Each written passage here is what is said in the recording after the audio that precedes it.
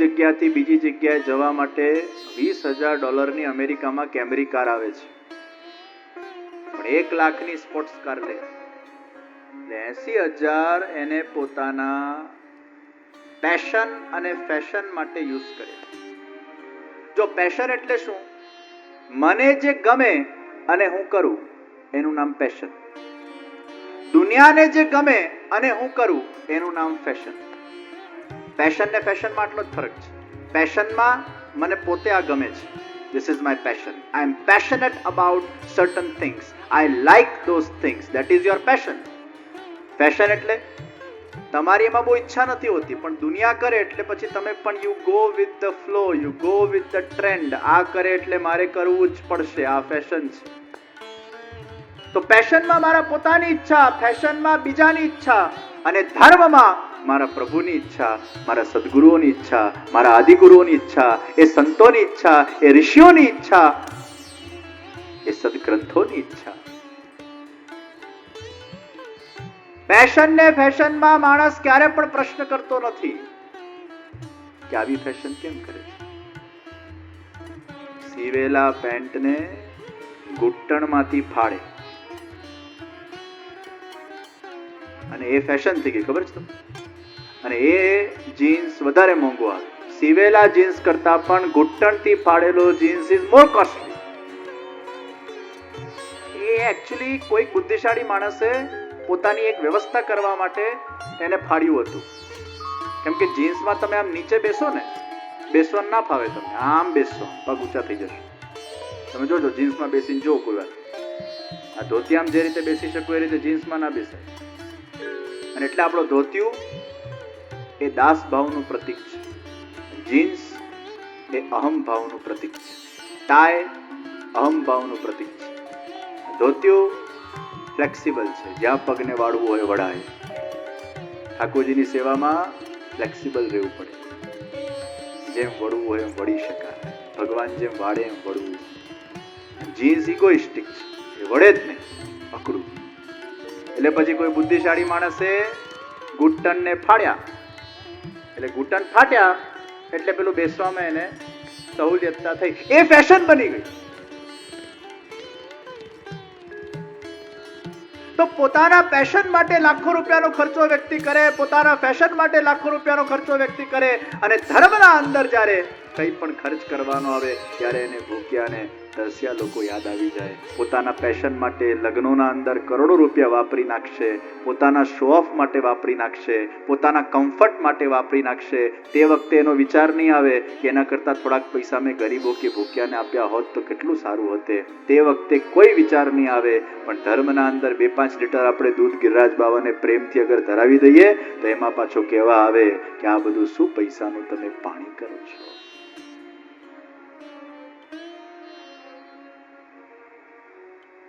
તમે તમારા ક્રેઝ માટે કંઈ પણ કરો, તમારા મનોરંજન માટે કંઈ પણ કરો, આ અમારું આધ્યાત્મિક મનોરંજન છે, આ અમારો આધ્યાત્મિક યોગ છે ભગવાન સાથે. તો ભૌતિક વિષયો ઘણા છે, અને એ ભૌતિક વિષયો માટે પુષ્કળ લોકો પૈસા વાપરતા હોય અને ખર્ચતા હોય, એમાં ભૌતિકતાનો વિકાસ થતો હોય. પણ જ્યારે આધ્યાત્મિક કાર્યો માટે લોકો પૈસા આપતા થાય અને આવા સારા કાર્યોને જ્યારે લોકો સમર્થન આપતા હોય અને ભગવત કાર્યમાં જ્યારે પોતાના દ્રવ્યનો વિનિયોગ કરતા હોય, ત્યારે આધ્યાત્મિકના વિકાસના અંદર આપણે પણ ક્યાંક ને ક્યાંક આપણું સ્વરૂપ પુરાવીએ છીએ અને એમાં નિમિત્ત બનતા હોય. इसलिए कथाओं का आयोजन होना चाहिए, मंदिरों का आयोजन होना चाहिए. हर एक विस्तार में 5 शाला होनी चाहिए और 5 शालाओं को पोषण देना वो हमारा कर्तव्य है. तो भगवाने नक्की ज करेला છે. આ ધર્મ માટેના અમુક લોકો, આ માનવ સેવા માટેના અમુક લોકો, બંને કાર્ય જરૂરી છે. આ જ કરવું ને આ જરૂરી નથી એવું કઈ રીતે કહી શકાય? અને યુવાનોને લોકો ગેરમાર્ગે દોરે છે.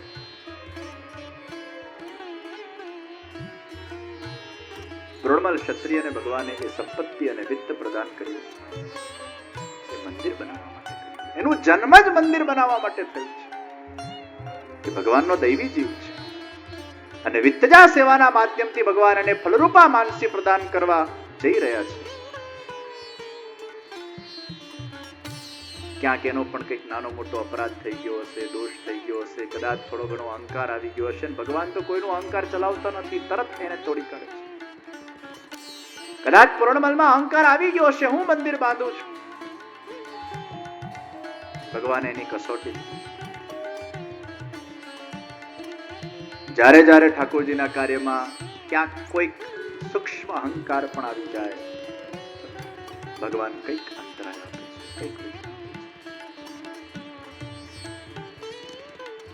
શ્રી મહાપ્રભુજી પૃથ્વી પરિક્રમામાં પધાર્યા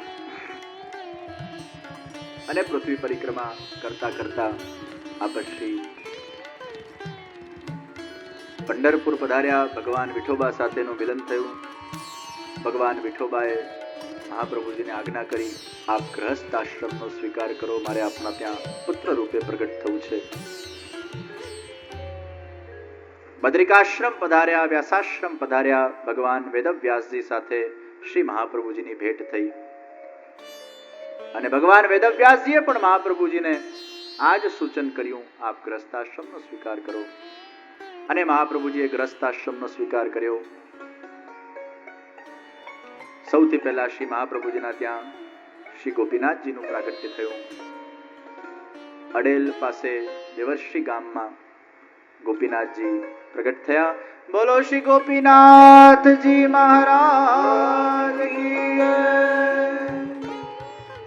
થોડા વર્ષો પછી શ્રી મહાપ્રભુજી ચરણાટમાં વિરાજમાન હતા અને માક્ષરવદ નોમના દિવસે શ્રી મહાપ્રભુજીના ત્યાં દ્વિતીય લાલજી શ્રી ગુસાઈજીનું પ્રાગટ્ય થયું.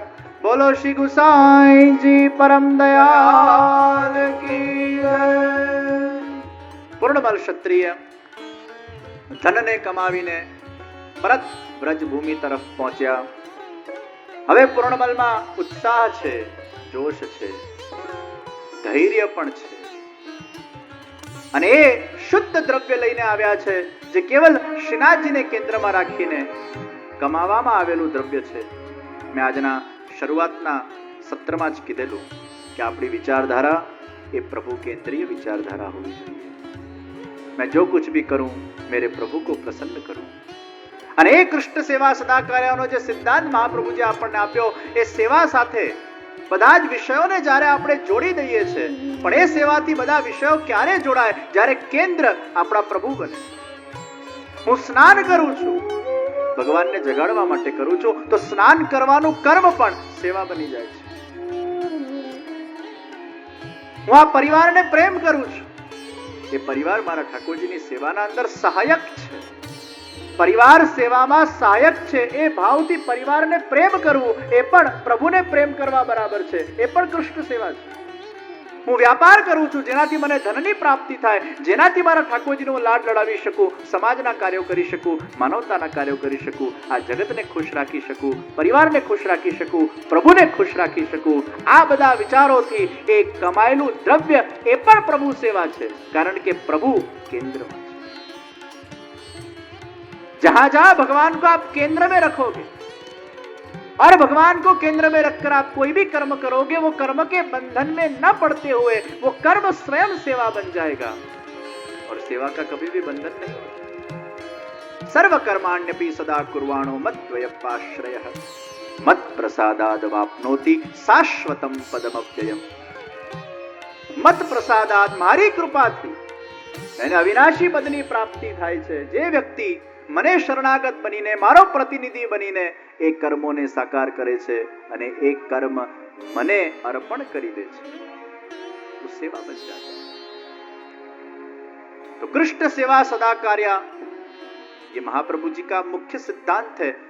ભગવાનના સામે બેસીને સેવા કરવી 24 કલાક એ એમાં આશય નથી, પણ તમે જે કરો એને કૃષ્ણ પરખ કરી નાખો, કૃષ્ણને કેન્દ્રમાં રાખીને કરી નાખો, તો એ કરેલું કર્મ કર્મ ન રહીને સેવા બની જશે.